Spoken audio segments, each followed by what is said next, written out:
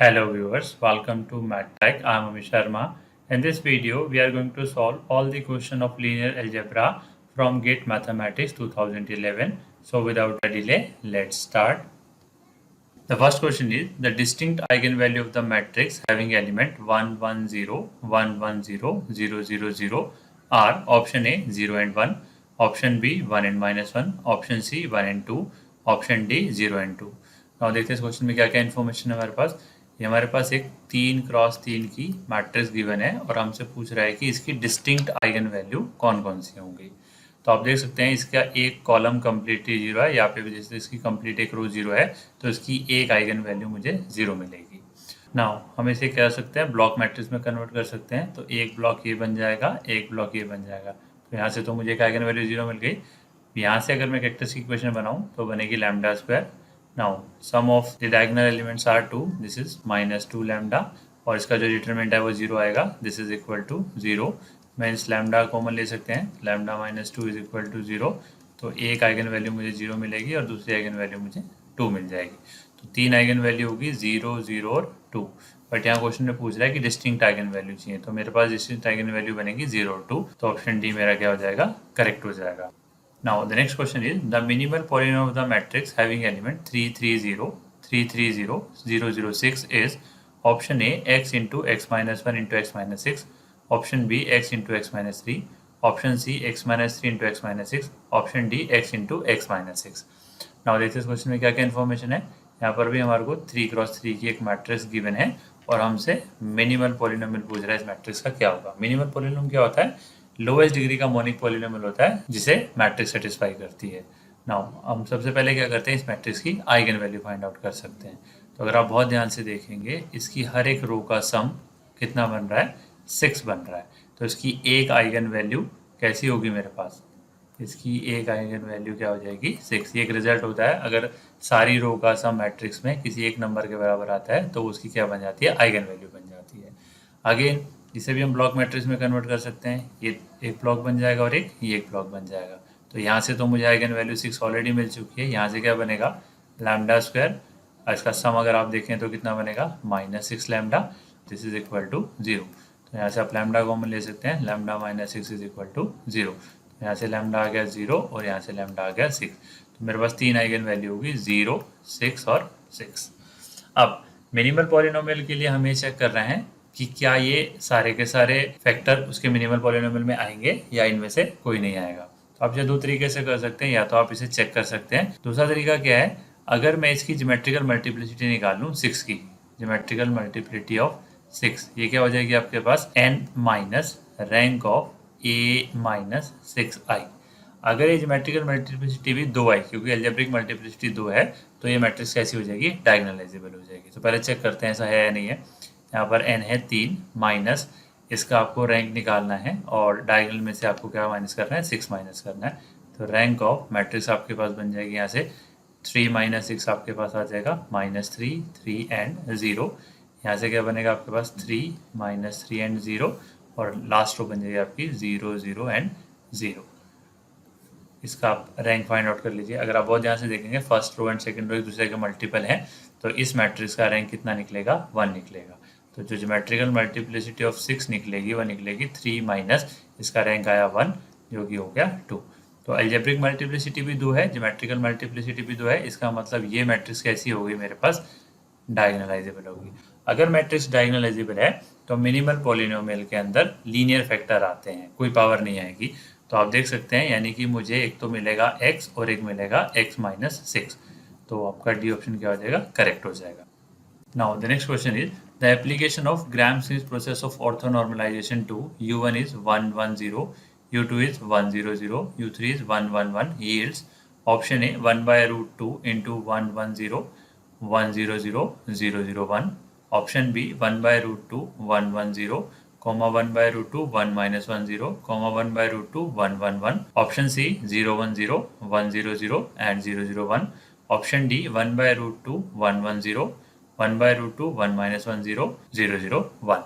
अब देखते हैं इस क्वेश्चन में क्या क्या इन्फॉर्मेशन है। हमें टोटल 3 वेक्टर गिवन है, u1, u2 एंड u3, और हमसे पूछ रहा है कि ग्राम-स्मिथ प्रोसेस का यूज करके इसका ऑर्थोनॉर्मलाइजेशन वेक्टर इनमें से क्या होगा।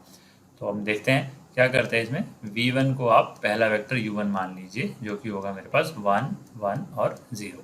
नाउ इसका नॉर्म निकालते हैं तो w1 क्या हो जाएगा, v1 डिवाइडेड बाय v1 का नॉर्म, तो ये बन जाएगा 1 1 0, और इसके नॉर्म से डिवाइड करेंगे तो मुझे क्या मिलेगा, √2। तो जो फर्स्ट वेक्टर बनेगा 1/√2 1 1 और 0 बनेगा। ए में भी ऑप्शन है, बी में भी है और डी में भी, बट सी में नहीं है, तो सी मेरा क्या हो गया, रॉन्ग हो गया। नाउ v2 कैसे निकालते हैं, v2 होता है u2 माइनस u2 का इनर प्रोडक्ट आप किसके साथ लेंगे, v1 के साथ, डिवाइडेड बाय में v1 का इनर प्रोडक्ट v1 के साथ इंटू u1। सब्स्टिट्यूट कर दीजिए वैल्यू, u2 है मेरे पास 1 0 0 माइनस u2 का v1 के साथ इनर प्रोडक्ट लेना है, ये u2 है मेरे पास और ये v1 है। अगर आप इनका इनर प्रोडक्ट लेंगे तो आपको यहाँ पर 1 मिल जाएगा, 1 इंटू 1 1, 0 इंटू 1 0, 0 इंटू 0 आ जाएगा। नाउ v1 का v1 के साथ इनर प्रोडक्ट लेंगे तो क्या बनेगा, 1 का 1 से, 1 का 1 से, तो यहाँ आ जाएगा 2 इंटू u1 की वैल्यू मेरे पास है 1 1 एंड 0, तो ये बन जाएगा 1 0 0, 1/2 से मल्टीप्लाई कर दीजिए, 1/2 1/2 0, माइनस करिए तो वेक्टर बनेगा 1/2 माइनस 1/2 और 0। अब इसमें हम क्या कर सकते हैं, फ्रैक्शन को अवॉइड करने के लिए मैं सारे को 2 से मल्टीप्लाई कर देता हूँ, तो ये वेक्टर मेरा बन जाएगा v2 1 माइनस 1 और 0। नाउ इसको ऑर्थोनॉर्मलाइज बनाने के लिए हम क्या करते हैं, इसको इसके नॉर्म से डिवाइड कर देते हैं, तो जो w2 होगा this is v2 divided by v2 norm, तो उसका नॉर्म निकालेंगे तो क्या बनेगा 1 माइनस 1 0, और इसका नॉर्म होगा 1 का स्क्वायर माइनस 1 का स्क्वायर, यहाँ पर भी √2 आ जाएगा, तो ये वेक्टर बन गया 1/√2 1 माइनस 1 और 0। अब देखो फर्स्ट ऑप्शन में ऐसा कुछ नहीं है तो ये रॉन्ग हो जाएगा आपका, सेकंड ऑप्शन में ऐसा है और फोर्थ ऑप्शन में भी ऐसा है, तो हमें थर्ड और निकालना पड़ेगा। थर्ड के लिए हम क्या कर सकते हैं, v3 कैलकुलेट करते हैं। v3 क्या हो जाएगा मेरे पास, u3 माइनस u3 का इनर प्रोडक्ट आप किसके साथ लेंगे, v2 के साथ, डिवाइडेड बाय v2 का इनर प्रोडक्ट v2 के साथ इंटू u2 माइनस u3 का इनर प्रोडक्ट v1 के साथ, डिवाइडेड बाय v1 का इनर प्रोडक्ट v1 के साथ इंटू u1। अब आप कैलकुलेट कर लीजिए, u3 की वैल्यू मुझे गिवन है 1 1 एंड 1 माइनस u3 का v2 के साथ इनर प्रोडक्ट लेना है आपने, v2 मेरे पास क्या है, ये है 1 माइनस 1 0, और u3 कितना है 1 1। अगर आप इसका और इसका इनर प्रोडक्ट लेंगे 1 इंटू 1 1, 1 इंटू माइनस 1 और 1 इंटू 0, तो ये पूरा पार्ट तो मेरा क्या हो गया, 0 हो गया, क्योंकि u3 और v2 का इनर प्रोडक्ट 0 आ रहा है, तो इस पोर्शन में 0 आ जाएगा, तो ये पार्ट आपका कैंसिल हो गया। नाउ u3 और v1 का इनर प्रोडक्ट निकालते हैं, ये u3 है ये v1 है, तो 1 इंटू 1 1, 1 इंटू 1 1, यहाँ आ जाएगा 2, डिवाइडेड बाय में v1 का v1 से इनर प्रोडक्ट लेंगे तो यहाँ भी आ जाएगा आपके पास 2, और u1 की वैल्यू मेरे पास है 1 1 0, ये 2 से 2 कैंसिल हो जाएगा, तो आपके पास बचेगा 1 1 1 माइनस 1 1 एंड 0, तो यहाँ से क्या वेक्टर आएगा आपके पास, 0 0 और 1 बनेगा। अब w3 निकालना है तो इसको इसके नॉर्म से डिवाइड करेंगे, तो w3 is equal to v3 divided by v3 norm, तो इसका नॉर्म तो 1 ही बन रहा है, तो ये आ जाएगा आपके पास 0 0 1, और इसका नॉर्म है 1, यानी कि वेक्टर रहेगा खाली 0 0 और 1, ये वेक्टर आएगा, तो ये ऑप्शन डी मेरा करेक्ट हो जाएगा, ऑप्शन बी मेरा रॉन्ग हो जाएगा। Now next question is, let t from C3 to C3 defined by t of z1 z2 z3 is equal to z1 minus iota z2 z1 plus z2 z1 plus z2 plus iota z3, then the adjoint t star of t is given by t star z1 z2 z3 is equal to option A z1 plus iota z2 minus iota z1 plus z2 z1 plus z2 minus iota z3, option B z1 minus iota z2 plus z3 minus iota z1 plus z2 plus z3 iota z3, option C z1 minus iota z2 plus z3 iota z1 plus z2 plus z3 minus iota z3, option D iota z1 plus z2 z1 minus iota z2 z1 minus z2 minus iota z3। Now देखते हैं इस question में क्या क्या information है। T मेरे पास एक C3 से C3 एक ट्रांसफॉर्मेशन गिवन है जो कि इस तरफ से डिफाइन की गई है, और हमसे पूछ रहा है कि हमें टी स्टार निकालना है। टी स्टार क्या एडजॉइंट है किसका, टी का, और इन चारों में से कौन सा ऑप्शन क्या होगा, करेक्ट होगा। तो हम सबसे पहले क्या करते हैं, इसकी मैट्रिक्स रिप्रेजेंटेशन लिख देते हैं बाय यूजिंग स्टैंडर्ड बेसिस। तो अगर आप इसकी मैट्रिक्स रिप्रेजेंटेशन लिखेंगे टी की तो क्या आ जाएगा, z1 का कोएफिशिएंट है 1, Z2 का कोफिशिएंट है माइनस आयोटा, Z3 नहीं है तो क्या बन जाएगा 0। यहाँ पर Z1 का कोफिशिएंट है आयोटा, Z2 का है 1 और Z3 नहीं है 0। यहाँ पर Z1 का कोफिशिएंट है 1, Z2 का है 1 और Z3 का है आयोटा। नाउ टी स्टार का क्या मतलब होता है? This is complex conjugate T bar का ट्रांसपोज।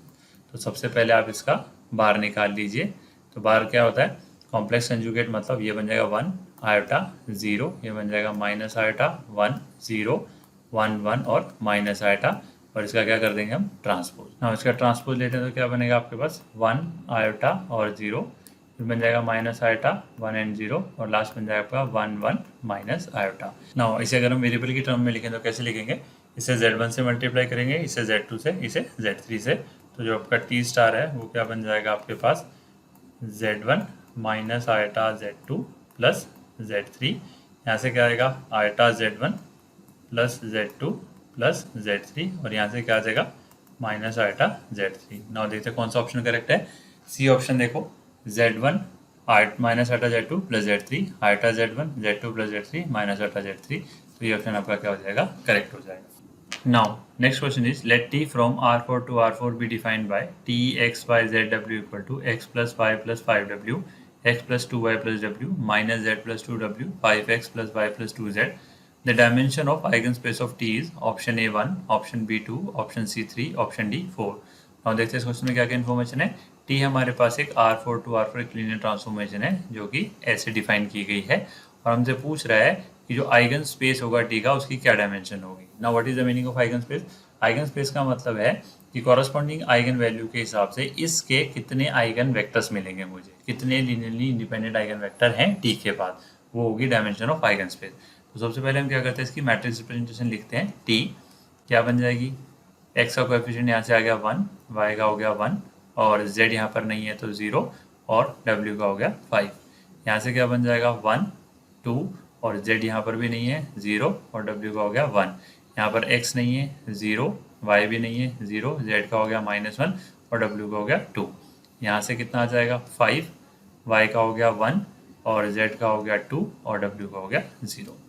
अगर आप बहुत ध्यान से देखेंगे ये मैट्रिक्स कैसी है आपके पास? ये मैट्रिक्स कैसी है? दिस इज सिमेट्रिक मैट्रिक्स है। और सिमेट्रिक मैट्रिक्स कैसी होती है? हमेशा डायगोनलाइजेबल होती है। Symmetric matrix is always diagonalisable. आप चाहो तो इसे चेक कर सकते हैं, बट ये डायरेक्ट रिजल्ट है कि सिमेट्रिक मैट्रिक्स कैसी होगी? डायगोनलाइजेबल होगी। अगर ये मैट्रिक्स डायगोनलाइजेबल है तो इसके पास कितने आइगन वेक्टर आएंगे? जितना इसका ऑर्डर है 4li आइगन वेक्टर्स इसके पास होंगे मेरे पास, अदरवाइज ये डायगोनलाइजेबल नहीं हो सकती। तो हमसे यही पूछा था कि डायमेंशन कितनी होनी चाहिए, तो इसका आंसर कितना आ जाएगा? 4, बिकॉज इसके पास 4 लीनियर इंडिपेंडेंट आइगन वेक्टर है। Thank you very much for watching my video. If you like the content, please do like, share and subscribe my channel. If you have any query, comment me. Thank you very much.